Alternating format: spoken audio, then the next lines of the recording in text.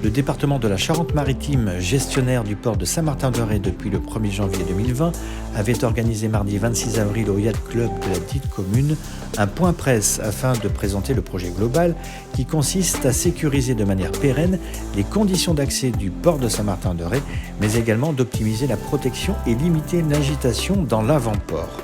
Afin de répondre à ces enjeux, 2 ouvrages viendront remplacer l'actuel brise-lame et les travaux débuteront début mai pour s'achever en fin d'année 2022. Île-de-Ré TV, invité officiellement à ce point presse, en a profité pour interviewer Mathieu Barbier, directeur adjoint de l'eau et du littoral au sein du Conseil général, Léonard Larue-Charlu, responsable du projet pour Vinci Construction Maritime et Fluviale, et bien entendu Véronique Richer-Le-Rouge, conseillère départementale et présidente du Conseil portuaire de Saint-Martin-de-Ré. Déjà, il y avait une nécessité absolue d'intervenir puisque le brise-lame actuel est en ruine. Il a été démoli en partie, très endommagé par la tempête de 2019. Donc il y avait une urgence de pouvoir concevoir un nouveau brise-lame qui, en fait, a l'objectif d'être un système de protection pour l'avant-port, pour protéger évidemment les plaisanciers. Donc il a fallu, je dirais, anticiper. Alors bien sûr, ce brise-lame de l'extérieur, surtout côté port, on ne voit pas qu'il est endommagé, mais quand on navigue, c'est très net, il est éventré dans sa partie centrale et aujourd'hui il constitue même un danger. Non seulement il remplit plus ses fonctions de protection, mais en plus il est dangereux. Il y a une certaine agitation avec les vents dans l'avant-port et donc tous les ports doivent avoir un système de protection. Donc le nouveau brise-lame qui a été conçu est en 2 parties. Un brise-lame qui va dégager, qui aura le mérite, si vous voulez, de dégager la vue, qui ouvre un chenal de 27 mètres avec un brise-clapot en face mobile puisqu'on avait l'obligation de ne pas toucher du tout et même de se rattacher complètement aux jetées construites par Vauban. C'est une obligation des bâtiments de France, sachant qu'ici nous sommes sur un patrimoine UNESCO. C'est d'ailleurs le seul port en Charente-Maritime qui est patrimoine mondial et donc il y a énormément d'obligations, de contraintes par rapport aux travaux. Donc il fallait qu'à la fois ce brise-lame réponde à, je dirais, un cahier des charges très exigeant en matière de protection contre les agitations et en même temps qu'il puisse être conforme, si vous voulez, à l'unité architecturale de Saint-Martin. Au départ, le chenal devait faire 20 mètres, on l'a agrandi à 27 mètres parce qu'on a estimé que ça répondait mieux aux besoins des usagers.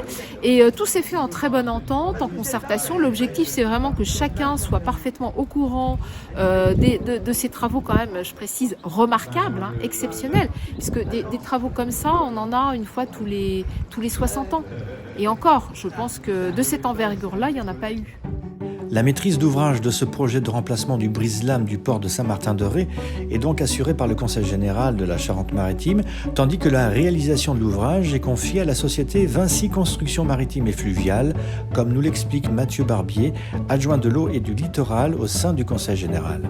En fait, le département assure la maîtrise d'ouvrage des travaux.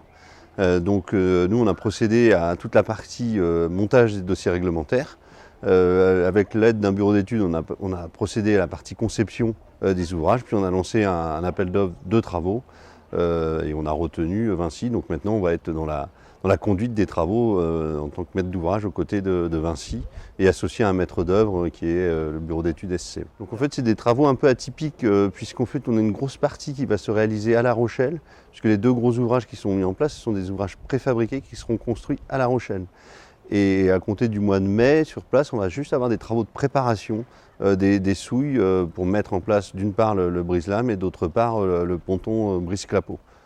Et un peu de déroquetage également pour retrouver une largeur de chenal acceptable pour la navigation. Aujourd'hui, on a un ouvrage qui est essentiellement un ouvrage dit brise-clapot qui va protéger le port des clapots d'est-nord-est qui sont levés quand on a des brises d'est. Et le port restait relativement peu protégé lors des grosses tempêtes hivernales ouest-nord-ouest. Et l'avant-port était relativement agité avec la nécessité du coup en période hivernale de retirer tous les équipements, pontons et bateaux. On a profité quelque part de l'opportunité qui nous était donnée de réfléchir à des conceptions d'ouvrages pour pouvoir intégrer un ouvrage qui va répondre à la protection des clapots de secteur nord-est et un ouvrage qui va pouvoir répondre à la protection des houles tempétueuses d'hiver de secteur ouest-nord-ouest.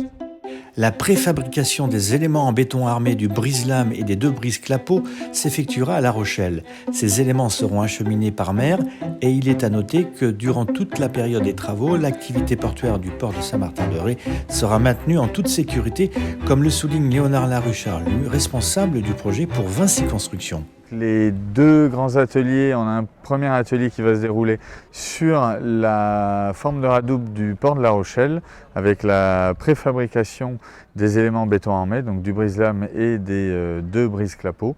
Et puis ensuite, on va avoir toute la phase de préparation du site de l'entrée du port de Saint-Martin pour accueillir les nouveaux éléments béton et également la démolition de l'ancien brise-lames existant. Sur la partie de Saint-Martin, les travaux vont débuter début mai jusqu'à la fin de l'année et les travaux de génie civil sur La Rochelle ont déjà démarré et devraient terminer début septembre.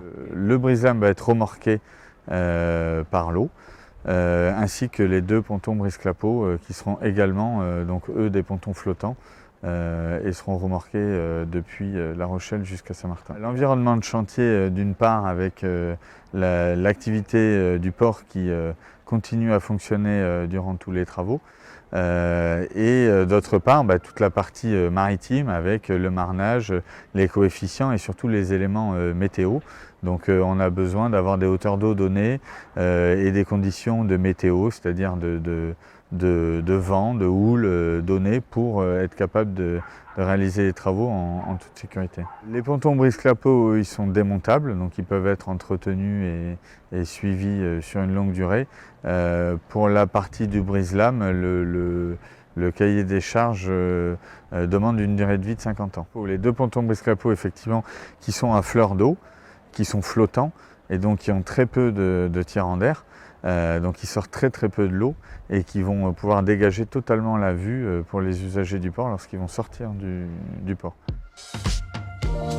Une étude est en cours afin de réaliser un état des lieux de l'ensemble des ouvrages portuaires et de proposer un programme d'investissement au vu des ouvrages recensés. Ainsi, une autorisation de programme de 16,5 millions d'euros a déjà été votée par l'Assemblée départementale et permis d'engager les premiers travaux, notamment sur les ports de Château-d'Oléron, de Charon, de Boyarville et de Saint-Martin-de-Ré.